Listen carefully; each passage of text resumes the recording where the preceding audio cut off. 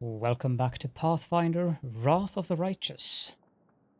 Now, for those of you who didn't watch the storyteller bonus episode, I would just like to make a quick note that we got the Covenant of the Inheritor from him, which I have put on Cal's belt, since it kind of makes sense that he wears it. It could also go on Sila's belt, since she's an actual follower of Iomade, but she might not always be in the party, and this item is so good that it belongs on Cal's belt. We are headed out into the world, to where, I do not know, but somewhere I do know.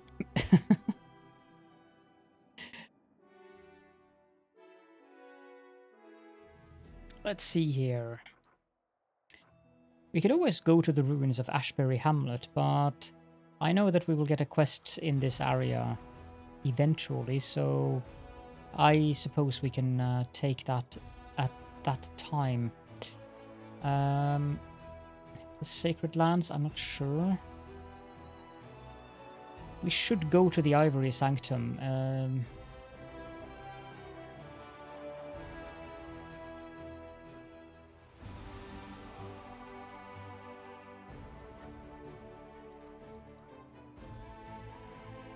You know what?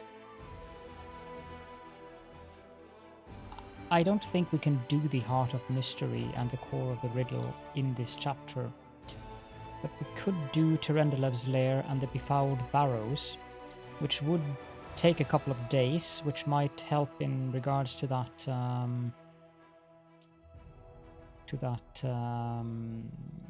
We need days to pass, basically, is what I'm saying, because of the edicts. Yeah.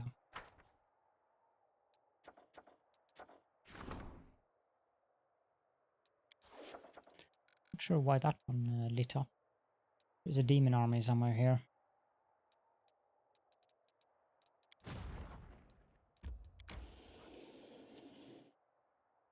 I'll just put it there. I don't think there's any other demon armies currently, so that's fine. That thing will attack us at some point.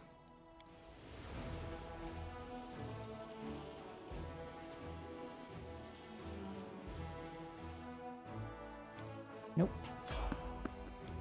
And okay.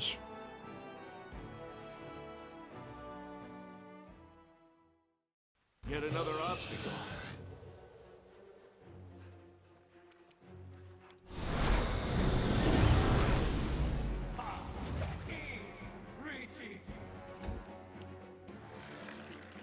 Adarachni.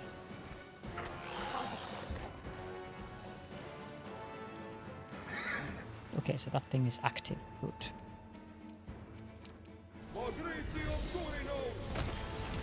There's also a Nabazu here. You all know how much I love Nabazu.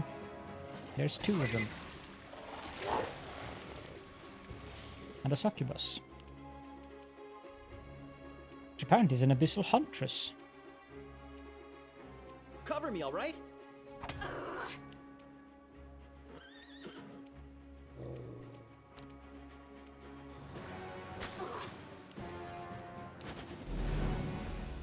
You've crossed the wrong monk.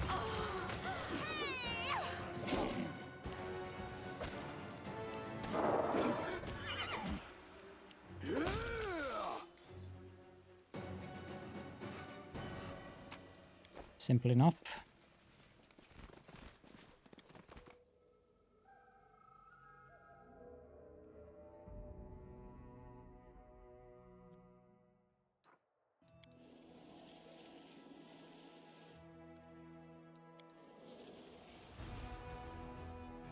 Okay, let's move that army out and attack those demons.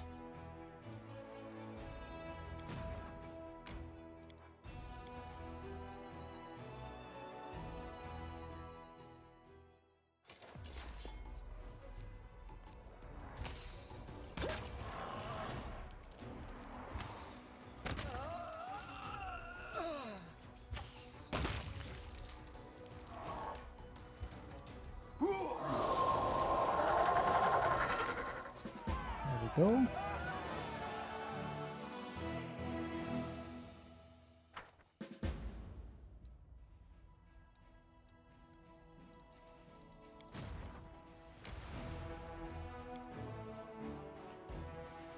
And we'll strike camp here.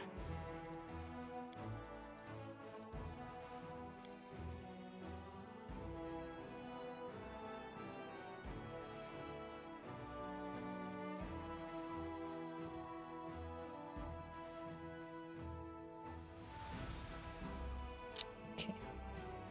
Throwing teacups, huh?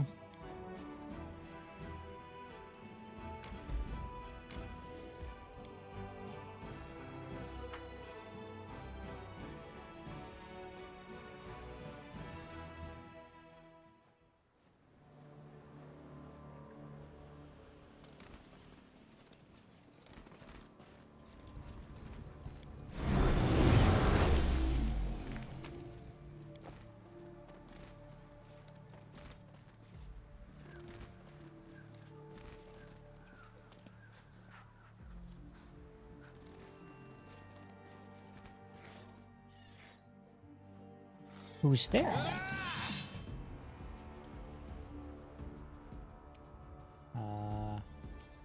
Okay.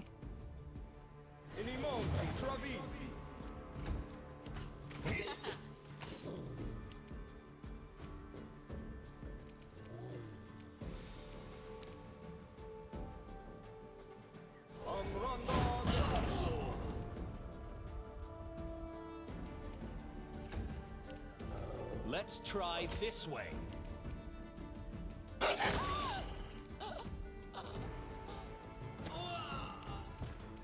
Into the fray! You won't survive me.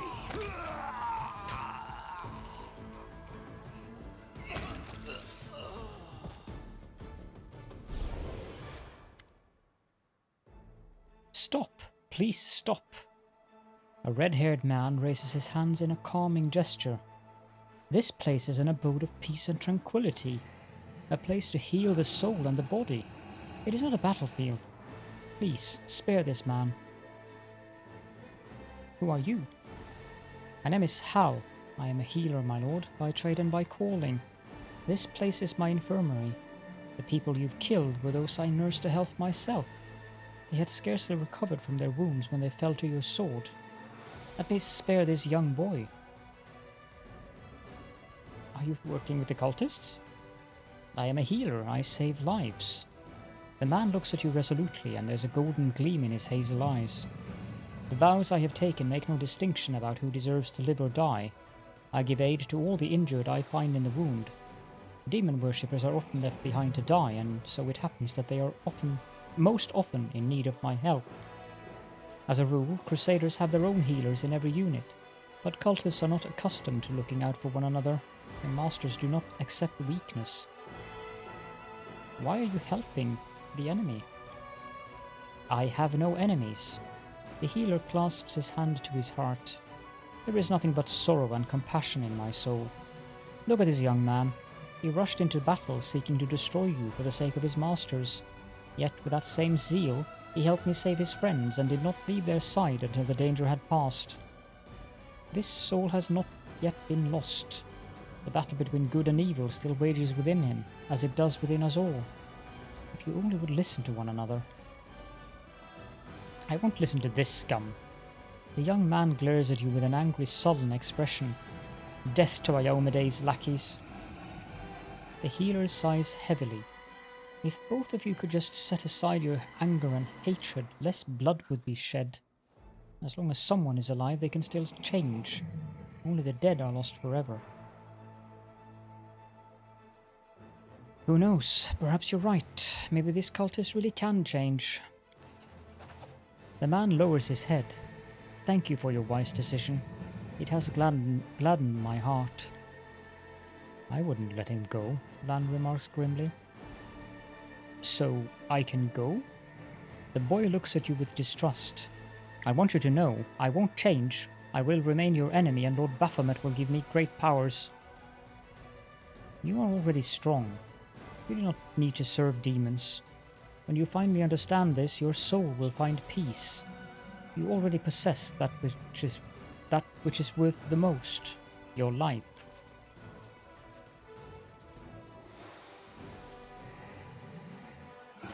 The healer turned toward you. His red hair blows in the wind like tongues of flame, and his hazel eyes turn to gold. His voice becomes deeper and more majestic. You acted toward this boy as poor Terendelev acted toward you in Kenabres when she treated you with no consideration of who you were or whether you deserved to live. I can feel the touch of her magic upon you, like a last lingering farewell.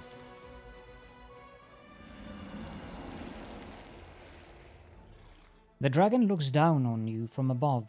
With every move of his powerful muscles, his golden scales shimmer and shine. Terendelev made the right choice, child, as did you. You were not born a dragon, but the true spirit of a dragon is within you. It is as strong in you as it was in her. Trust me, I knew Terendelev well. I am the gold dragon Halaseliax. It was once my honor to teach the protector of Kenabres. Were you testing me? Life itself was testing you. I merely seized the opportunity to look upon you, the last soul helped by Terendelev. We could use a gold dragon in the crusade. Do us the honor of joining us. Halaseliax shakes his head. Not now, I'm afraid. I have my own responsibilities to metallic dragons. But I will watch you from afar, and if I see you are ever in need of a dragon's wisdom, I will not be the only one willing to come to your aid. I have the spirit of a dragon within me. What am I supposed to do? Remember that life is a journey. Some go through it faster, others slower, but we all reach an end where nothing can be changed. As long as we are alive, so too is the hope of change. While we are living, we can do much good and change the world for the better. I taught this to Terendelev when she was on the brink of despair. She thought that now tarnished she was doomed to suffering and evil. But I showed her that as long as we are here and not at Pharasma's throne, nothing is lost, and no one is lost. Choose the actions that will make the world better. Such is the path of a gold dragon. I know you tried to save Terendelev from corruption. How did you manage to succeed? The dragon closes his eyes for a moment. Terendelev. Here she found shelter, fighting the desire to decimate and destroy. I flew here to help her. The sun rose and fell more than once as she poured out all her hatred upon me, all the pain that was tearing her soul apart. Many times we found ourselves at one another's throats, ready to fight. Many times her words wounded me deeply, but in the end I got through to her. I found the right words, and I stayed with her here in this place of peace and rest until her soul found healing.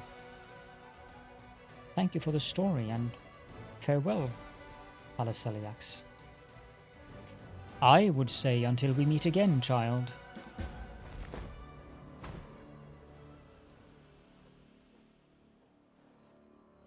Terendelev's Lair and Terendelev's Protector. A Tunic of Ardent War Priest. That doesn't really help me very much, since only War Priests have that fervor ability. And I have no War Priests in my party. By the way, if you do not spare the cultist, you close the path of the Gold Dragon, the mythic path. Now, however, I have it available to me. That might be a spoiler for some of you in terms of the fact that, no, my mythic path has not yet been determined fully. Going to the Heart of Mystery without Nenio, I think, is a bit of a waste. Yep. We need to bring Nenio to those for it to be of consequence. What is this burned down shack? Probably just reagents, yes. And there's another demon army here. Markill has come to see me. Okay. Karamzade's army was undone, along with his plans to retake Dresden. The arrogant leader of the demonic host did not deign to join the fight in person. He took flight, abandoning his soldiers.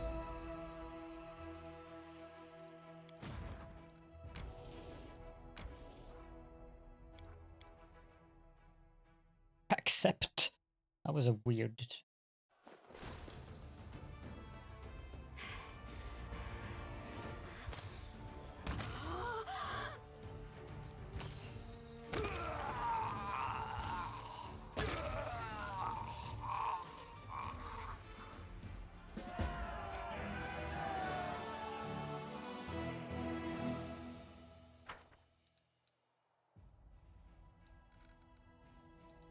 let's move that army up there again.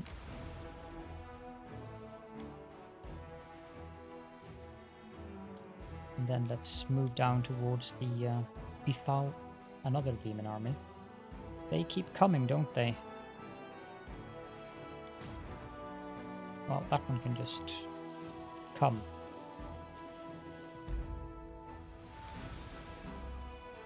There's a knapsack on a tree there. And Lan is getting fatigued, so I suppose we shall strike camp here. Maybe change the recipe. I need to buy ingredients from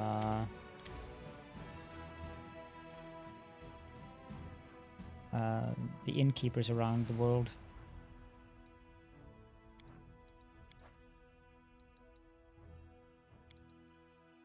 I'm always surprised to see a follower of Shaylin on the battlefield. A place where there is no beauty or peace. Shaylin has been forced to raise a blade against her brother. She knows better than anyone the importance of sacrifice.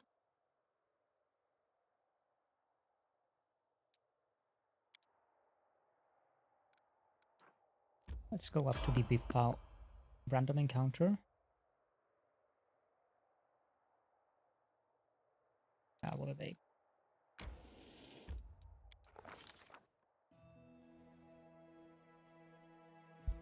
Iridescent streaks appear in the bilious violet sky above the deserted lands. The streaks are not like an ordinary Golarian rainbow. They look more like oil dropped in water. The sweltering haze in the sky seems to waver along with the streaks.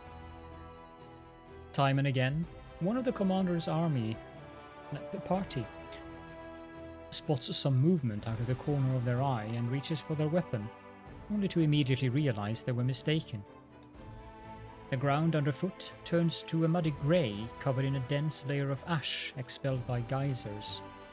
Curious natural phenomena not uncommon in these parts. In the distance, barrows can be seen, appearing only as vague piles of rocks in the haze. The wind whips clouds of ash into the faces of the commander and his party. Along with the ash, the wind ushers in ragged grey clouds that shroud the sky. A giant eye of cloud unblinkingly watches the commander and his party from above. One can only imagine how insignificant the creatures struggling across the land must seem from such a height. In a break in the clouds, the white of the sky's eye pulses, ready to burst like a boil. The dark cloud of the pupil grows blacker still. The commander decides to try to recall any previous mention of such a phenomenon. Wally recalls with seasoned crusaders, if a giant eye appears in the sky, you must run and not look back. According to witnesses, what follows such an omen is so horrific that it can rob a newcomer to the Worldwound of their sanity.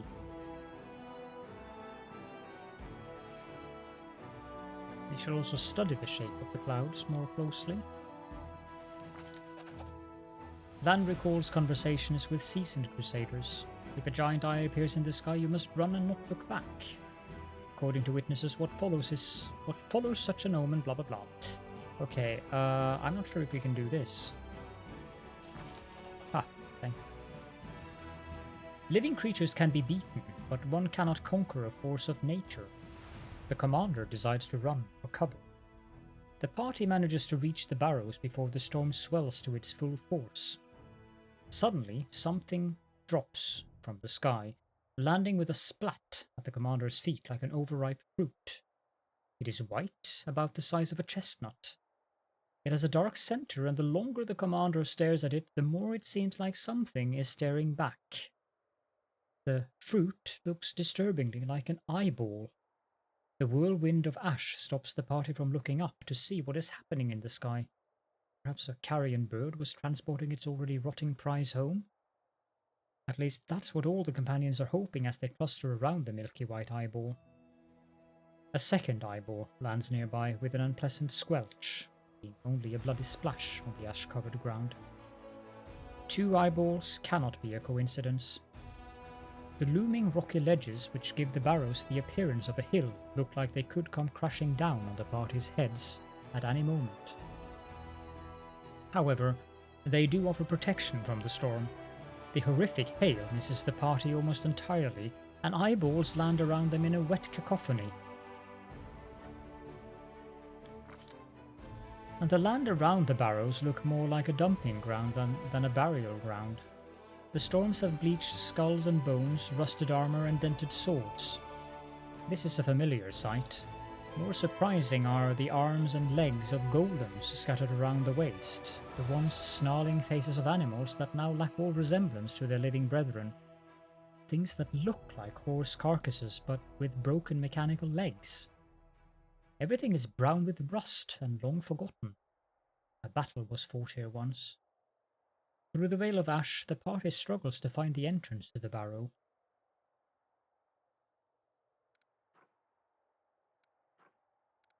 Should be able to pass all of these. Let's hastily feel along the walls. Lan taps on the rock to test its solidity, trying to find a weak point, a crevice or a door. Victory smiles on him. The next strike is answered with a ringing of iron. The ash-darkened piece of metal that covers the entrance crumbles under Lan's attack. The mouth of the barrow is cool and smells of damp and dust. More of the ash lies underfoot, pressed into a glossy, slippery crust. It is clear that the barrow has been constructed above a cave system. The deliberately carved out corridors stretching off into the barrow's depths leave room for natural passageways. The wind wailing through the stalactites in the dark carries a strange sound similar to a desperate human cry. Help me! Help me! The party strains to hear and decides to find out who the voice belongs to. The longer Lion listens, the more the voice changes. One moment it sounds like the desperate cry of a child, the next the piercing, ragged scream of a woman, the next birdsong. It cannot be ruled out that he is hearing only what he wants to hear. Go toward the voice. Cal cannot ignore the cries for help, and the party rushes toward the sound, frequently looking around for enemies or traps. A strange thing.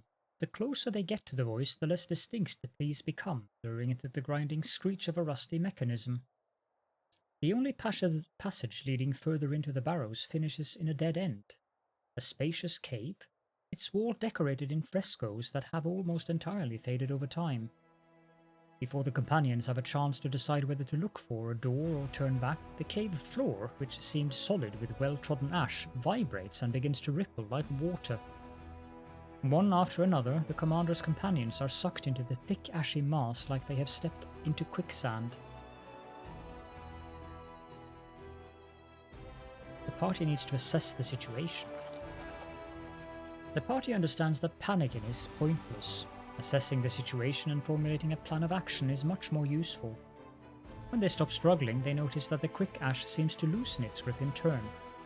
Below, they can hear strange noises like grinding metal. Could there be a mechanism drawing the quick ash downward? The exit from the cave is still too high up, and now the party have only one route out, down. This is the only one I'll take this one. The party makes a run for the exit. The party floats in the quick ash like water and manages to slow their sinking with precise measured movement. They maintain their composure, giving them time to think about what to do next. We can always try. The commander tries to grab hold of projections on the wall. The party notices fissures in the nearest wall and tries to grab onto the cracks to climb out. The commander's companions hang suspended above the quagmire for a time, but they cannot move any further. There are no other ledges on the wall to grab onto. Even the strongest party members begin to lose their grip and gradually slide back down. The party has tried everything it can. The only option left is to accept its fate. Those who wish to speak barely have time to say their goodbye. The party stops struggling. Ash and black goo clog the companions' lungs, poisoning and suffocating them. The party is instantly covered in a layer of ash. The quagmire's grip seems to suddenly vanish. The commander realizes he is in free fall, but it is too late to do anything. He has no time to brace himself, and it is only a spear sticking out of the dark that ironically saves him from certain death. It rips through his clothes, drawing blood and leaving him suspended in mid-air. Suddenly, everything jolts into action. Dozens of daggers, saws, swords, and spears spring out from all sides, whistling through the air, but this is no enemy ambush. The weapons are being brandished by the pistons and loudly scraping gears of a giant mechanism. The spear that saved the commander was so rusted in its piston that it is no longer able to move. The party has found itself in the heart of a giant metal flower growing up out of the ashy quagmire covering the floor. The Uranag, built by the Forges of the Abyss, tries to close its petals, crushing, mashing, and cutting its victims to pieces, but years of lying dormant in the darkness have taken their toll. Its articulations move with a soul-shuddering screech and become easily jammed. The mummified bodies of unlucky crusaders can still be seen hanging, speared on rusted blades. If the commander wants to avoid their fates, he must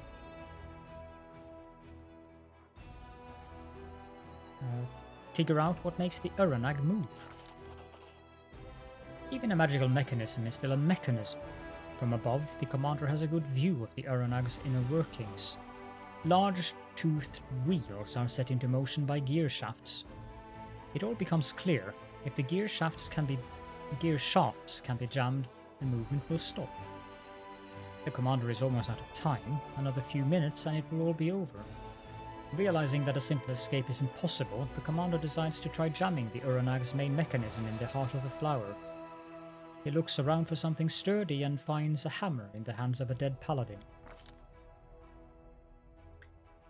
The body of a paladin, clutching a warhammer in his hands of bone, hangs from one of the Uranag's hammers pointing directly upward. The commander is lucky that this warrior chose to meet his death with weapon in hand. The commander drags the body toward him and grabs the hammer, but the Servant of Light's grip is still surprisingly strong and refuses to relinquish the weapon. The bone arms are easily ripped from the skeleton's shoulders, still holding the hammer. Commander tosses the lot into the heart of the Uranag. The hammer falls, sparking off the gears and getting stuck between them. With a furious screeching and scraping, the Uranag tries to grind up the hammer, but it cannot. A tremor travels up the petals. There is a deafening cracking sound, and the Uranag stills. Forever. After carefully extracting themselves from the clutches of the broken Uranag, the commander and his party find themselves up to their knees in ashy sludge once more, but this time it only harmlessly squelches under their feet as they walk. A dark breach yawns before them, and the cry the commander heard at the entrance to the barrow rises up again. Help me. Since there is no other route, the commander decides to pray for the dead crusaders. The commander offers up a prayer, thanking the crusaders who helped their fellow soldiers even in death and asking for forgiveness for not treating their bodies with the respect they deserve. He feels warmth suffuse him, like the dead truly are with him and are wishing the party good luck on its onward journey. After all its ordeals, the party finally goes up to the surface and emerges in a small chamber. Pipes protrude from numerous openings dotted all over the walls, and they connect to a small box adorned with Baphomet's symbol. The box cries out, producing high plaintive noises that, when carried through the pipes, begin to sound something like "Help me." The commander knows that this is just another demonic mechanism created to lure crusaders into the barrow. He smashes the box, scattering small bolts and gears across the room. Silence reigns. There are no secrets left in this place now.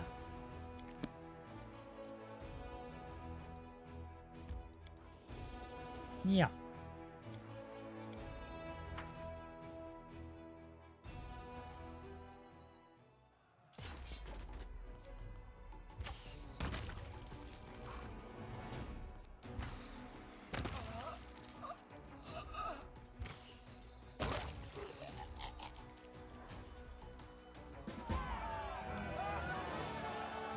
You're wondering why I'm fighting the battles manually? Not letting them flee is because of the experience points.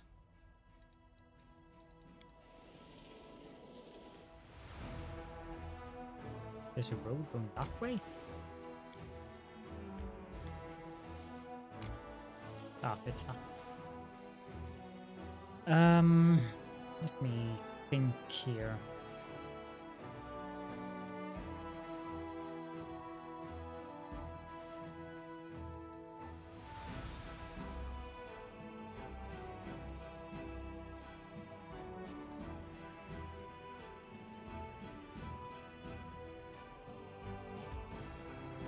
Two days and 4 hours.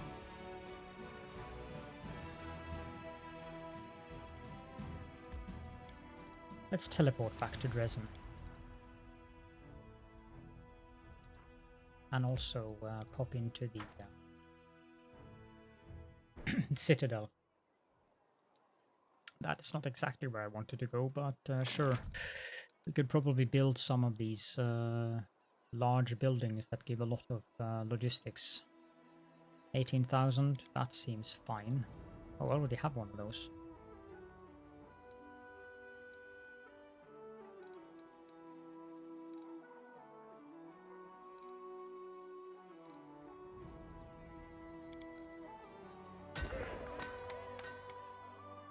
Monument.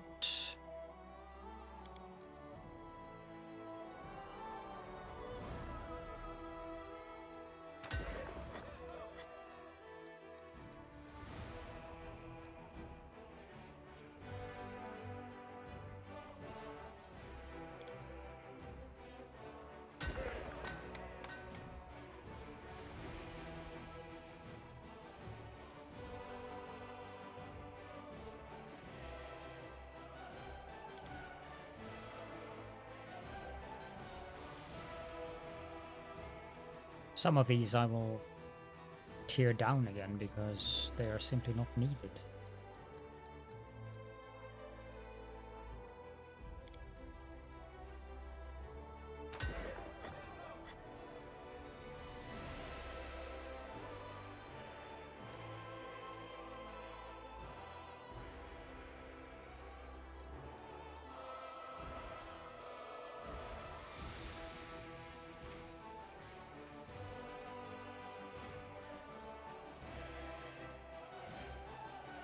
Yep, that looks good. It'll take a couple of days to build those. Now, let's click enter instead of manage.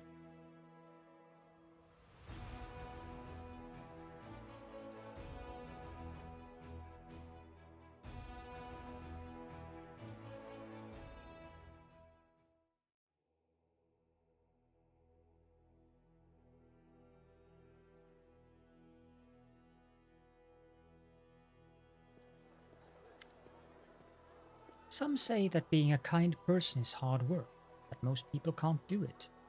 Is that true? Look at the people standing next to you. Don't you want to love these people?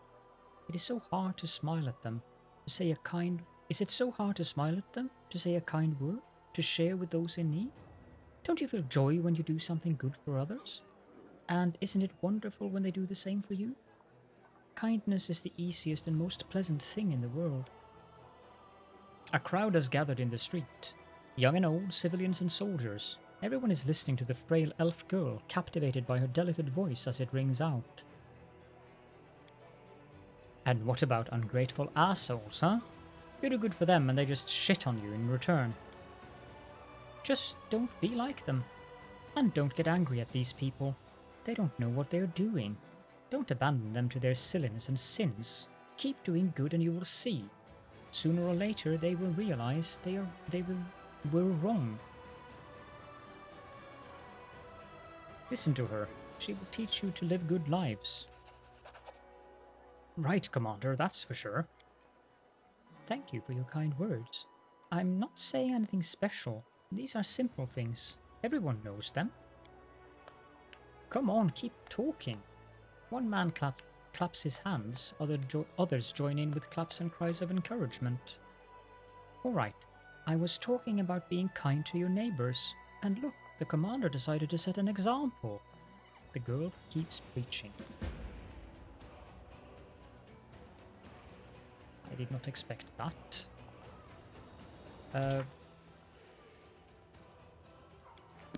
Someone wanted to talk to me about the keep, but there is one person that I wonder... Yeah, we have to go talk to Lan.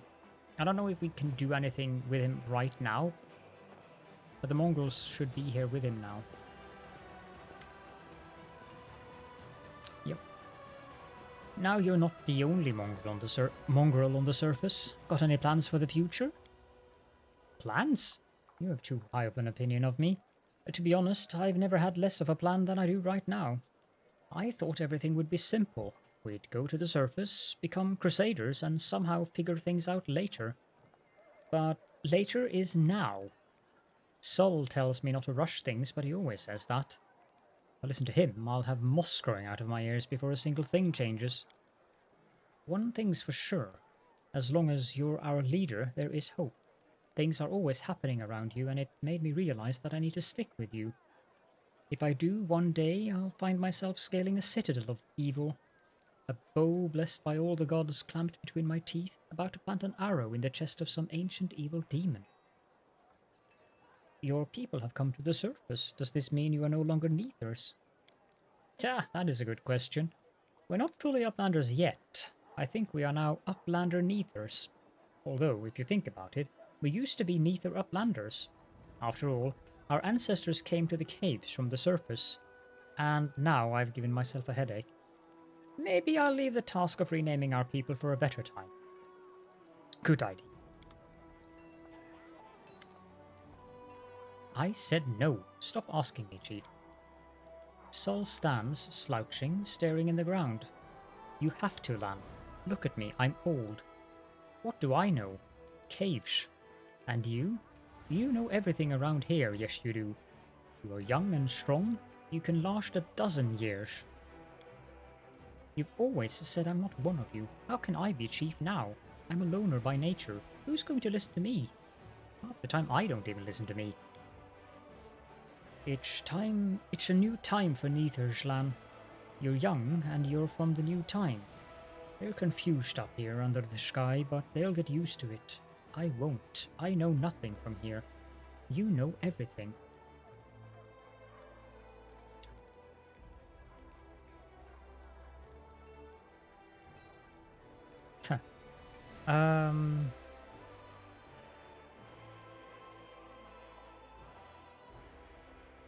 Ember has more diplomacy than Cal does. I did not expect that. I'm actually going to go with the chaotic one here, because I've taken a couple of lawful ones and I want to kind of shift it back towards neutral. The middle of neutral, that is. And this is kind of true as well. With age, a person becomes rigid, unwilling to adapt to changes and accept new ideas, and that is not what the mongrels need. They need you, Lan. I guess that's true. Lan casts a sidelong glance at Sol. Alright, you've convinced me. I started all this mess, and I suppose I should be the one to get us out of it. They won't even remember old Shull with you around. Hey, don't rush me into becoming chief. I meant that I would give it a try, nothing more than that, and after a few days I'll come to you, Commander, with a report. Just you wait. I look forward to that one.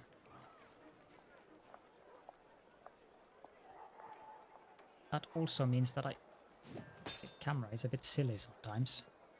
We need to go see Sela. I just need to make sure that we have all the companions quest quests up and running.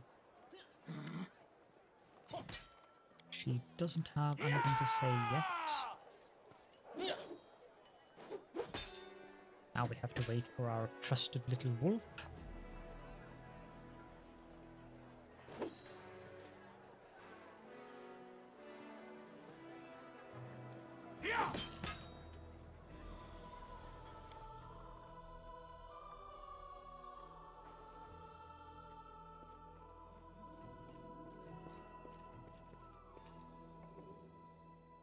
He still doesn't have anything to say to us. I'm waiting for a quest for Ceylon that pertains to Elan.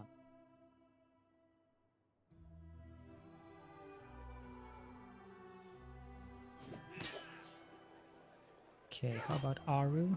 I doubt she has anything new to say.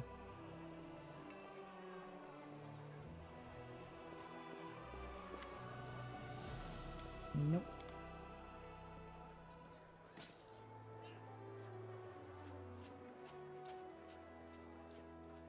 These high walls are a little bit annoying.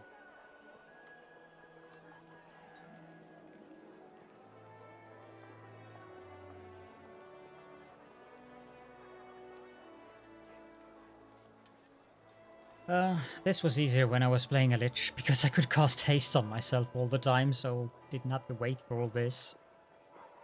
I suppose I could pause the recording while we are traveling through the city.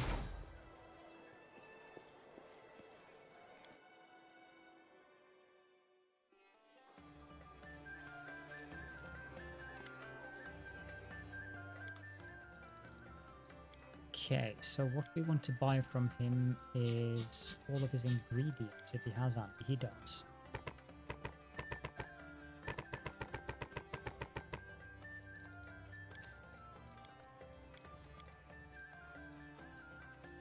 Interesting.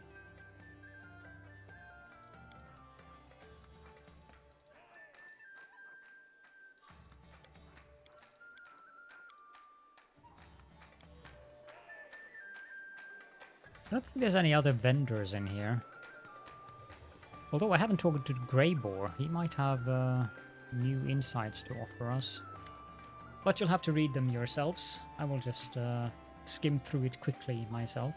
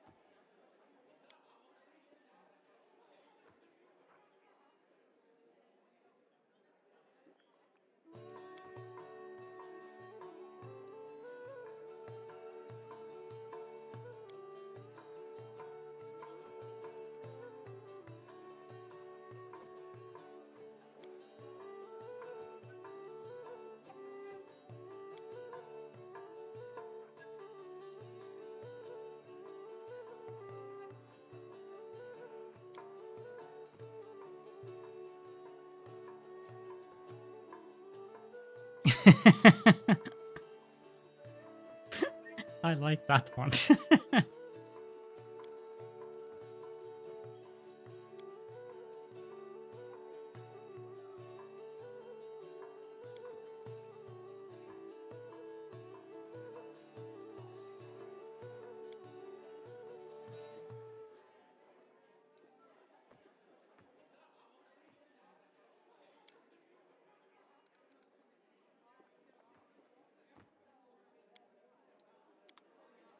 And that also hints at what quest we will get for him eventually.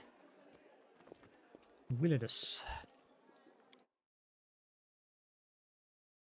Let's have a little chat with the one-eyed devil as well.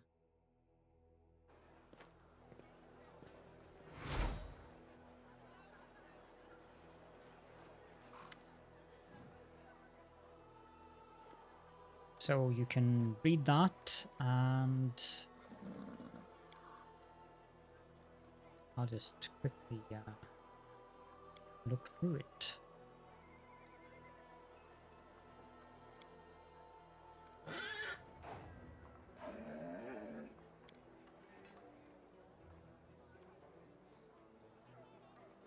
Hmm.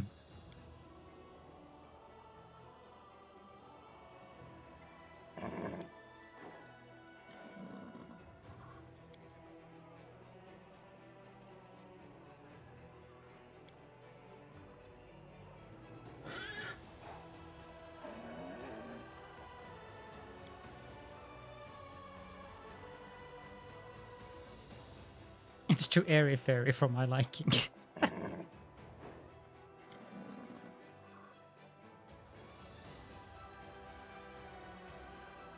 I can't help myself. You want to buy some nail clippings? Why not? Show them the money first, though.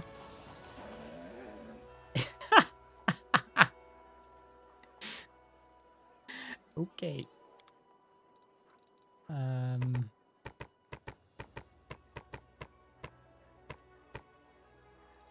Now, if I found these nail clippings in here, that would be absolutely perfect. But alas, there are no nail clippings to buy in here.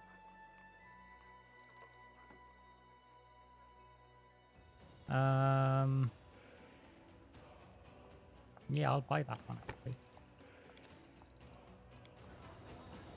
It's cheap enough, and it does mean we get 26 charisma. 23 persuasion. How does Ember have so much? He's 24.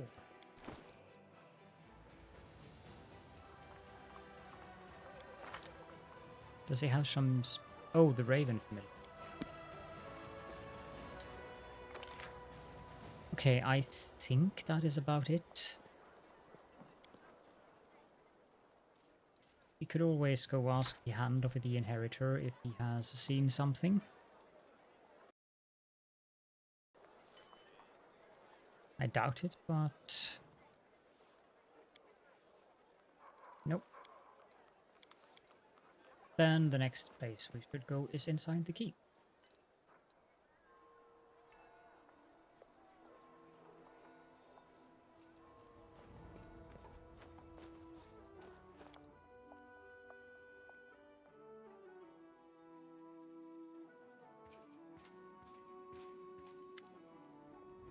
So many strange, terrible things are happening here. Markill, a fisherman from the tiny, peaceful village of Chili Creek, enters the hall. I saw enough horrors on my way here to last a lifetime. But of course, I didn't show up empty-handed. The whole village took up a collection for the war effort. It's not much, mind you, but it's something. We're just doing our part, however small, to help you win the war. How did you get here? By pure luck, I figure. You're surrounded by all this horror. The land is dead, the knees are all gnarled and twisted. There are monsters roaming around everywhere, ready to jump out at you at any moment. Thankfully, I ran into a Crusader patrol and they brought me here. If it wasn't for them, I would have ended my trip in the teeth of some nasty beast, that's for sure. How are things in the village? Everything's peaceful and quiet. I get wistful just thinking about it. Now I'm kicking myself for being such a fool. Why didn't I just stay at home? What was I thinking, dragging myself all the way out here to the Worldwound? But you know, it's just not right sitting home quietly, hiding behind the heroes who risk their necks for us every day, so I decided to pay you a visit. How is Jernau doing?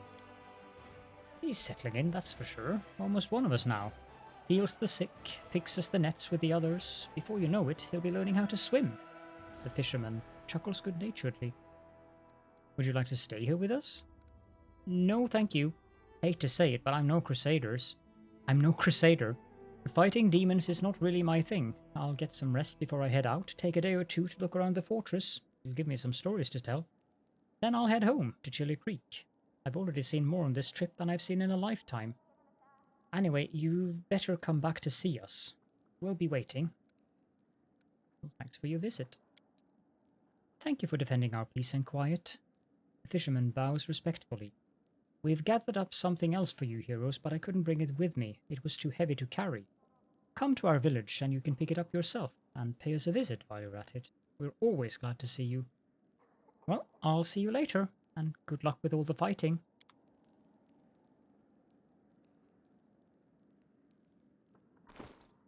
Anyone in my party fatigued? No. Okay.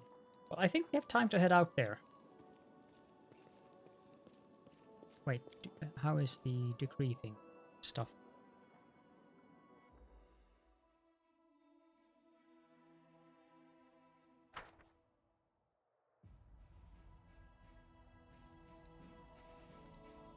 The development of art. The development of the art of war. Yeah, that's the military council. We should definitely issue that one. Yep, good. Let's head on over to the village of Chili Creek and see what is going on there.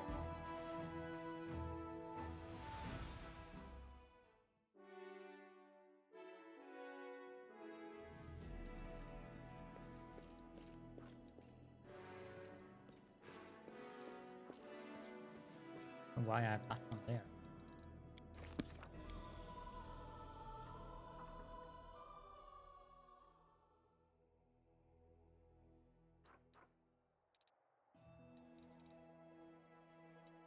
Chili Creek, that's down there. Let's revisit Heaven's Edge quickly. No, we need Darren to go there. Okay.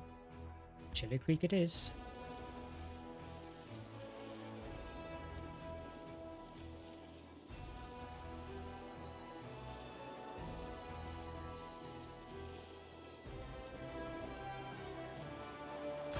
Everyone is fatigued. Let's go there and then here and rest here. Pearls of wisdom from Brother Woljif. If you're flogging a fake treasure map, take care that all the islands are where they ought to be. Or if you add some of your own devising, at least give them normal sounding names. Lands of Woljif the Great isn't a good name, it turns out. Now there's a surprise.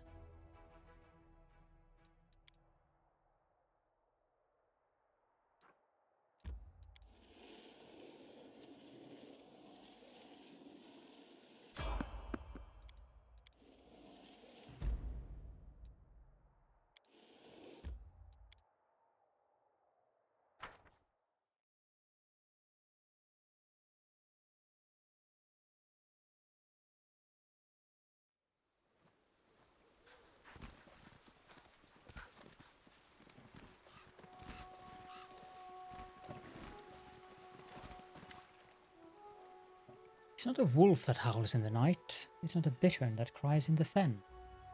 The fishermen sway slowly from side to side as they sing a mournful dirge. A woman, her face red and swollen from weeping, lifts a small doll made of grass and seaweed above her head and ties it to a branch with a light blue ribbon. It's not the falling rain that blinds my sight. It's the grief of my broken, bleeding heart. What does the doll mean? Shush, be quiet. The doll represents the person who died. That's what it means. When someone dies, we hang a doll here in their memory, and this is the place where we mourn our dead. Others bury their dead in the ground or keep their ashes in urns, but our dead sleep at the bottom of the river. The river always claims her own, you know. Child or old man, it doesn't matter. Every one of us will drink of the icy water someday. See the white shores of the icy rill? That is not sand, it is the bones of our ancestors, and one day we'll join them. So, this is a funeral service? What's happening? What's happening is that Livona's son died 2 days ago, her eldest of course. So we're here commemorating the poor child. My condolences. Thank you for your kind words, but it's probably best for you to move along. This is a gathering of friends and family, and unfamiliar faces don't bring much comfort. How did he die? Do you want to know how he died? She begged him not to get too close to the water, told him so many times to stay on the shore. He's her firstborn, you know, but he didn't listen to his mama. He went swimming, got a leg cramp, and, well, what more is there to say? You can't cheat the river. What's so special about firstborns? Too curious for your own good, eh? People are in mourning. They didn't come here to answer all your questions. They came here to grieve. Go on and leave us in peace. Okay, I'm sorry. The fishermen ignore you as they continue to sing their mournful dirge.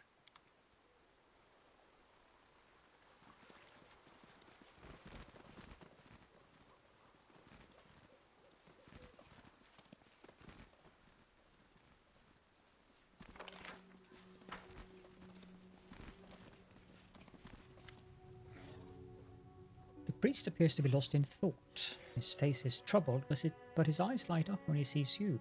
Oh, hello. I dislike you. Die! So ridiculous. The villagers are performing some kind of ritual on the outskirts of the village. They were singing songs. Yes, I noticed.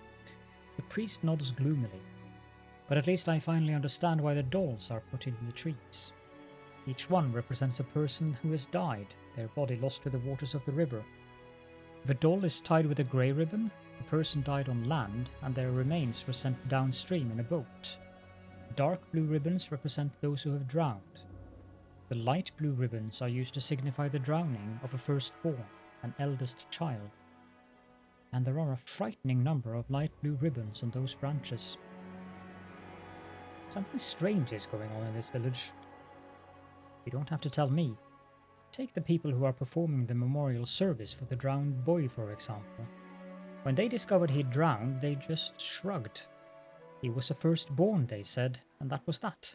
It was like they expected it. There was no surprise, no sense of bewilderment, no deep grief. There was just sad resignation. It all seemed so strange.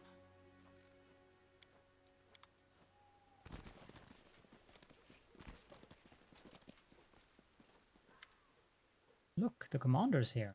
Welcome back. Please stay here for as long as you'd like. What kind of ritual are the villagers performing in the grove near the outskirts of the village? Which villagers? The ones who were singing songs?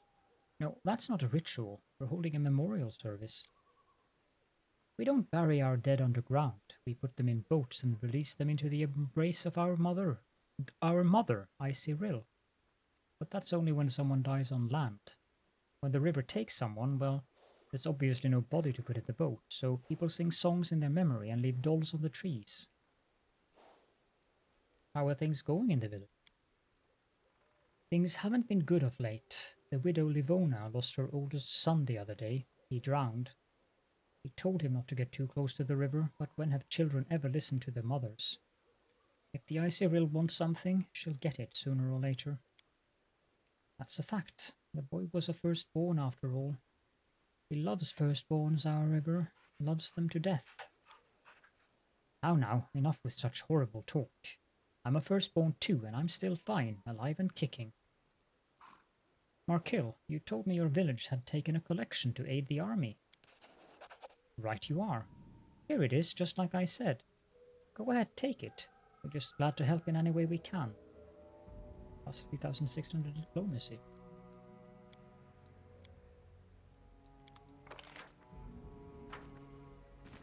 I doubt there's anything new around here.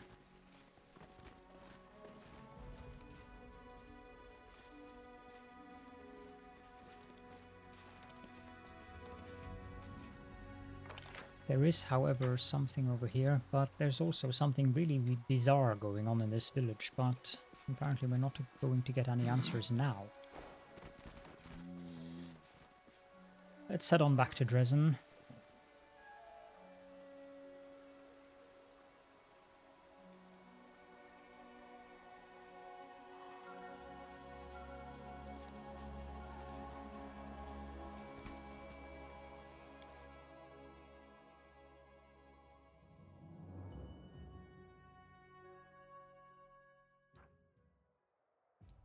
Just teleport. Expect the military council level up should have completed by now.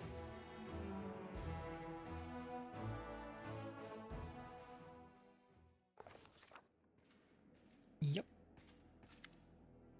Commander, we have managed to defeat Khorramzadeh's host. The remnants of his army have retreated to lick their wounds, and we must use this opportunity to go on the offensive.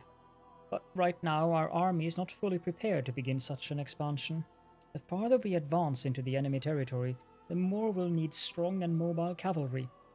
I propose we replenish our forces with light cavalrymen. Mendev could offer us plenty. There are many lone paladins on Golarion like me who travel and help the needy. Shall we call them to our aid?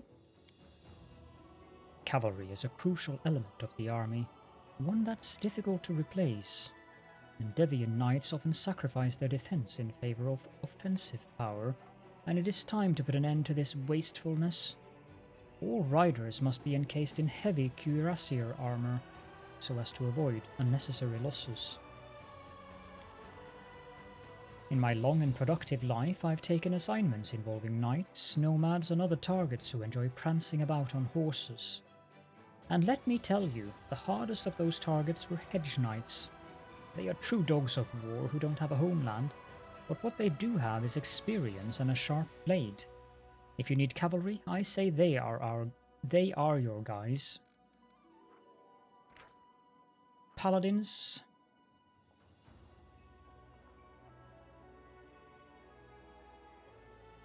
I wish it said speed. Cuirassiers. They have a lot of hit points, but no. Hedge knights. 151, 19, 10 to 21. 91, 18, 15 to 22.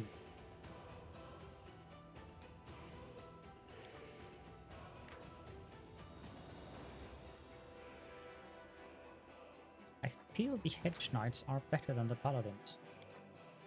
And the light cavalry, I already know that I'm not going to go for that. Indeed not. We'll pay hedge knights as much as it takes.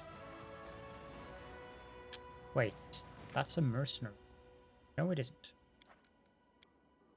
These people may not have given any oaths or solemnly sworn their loyalty, but they fight far better than most. With that, this meeting of the military council is adjourned. I will brief the officers on the expected reinforcements immediately and see to it that our available stables are expanded and properly refitted. And with that, I think we have reached the end of the episode. So if you have any questions and or comments, or if you just want to leave a little emoji to appease the YouTube algorithm deities, then please do so down below in the comment section. I hope that you enjoyed the episode, and I hope to see you all in the next one.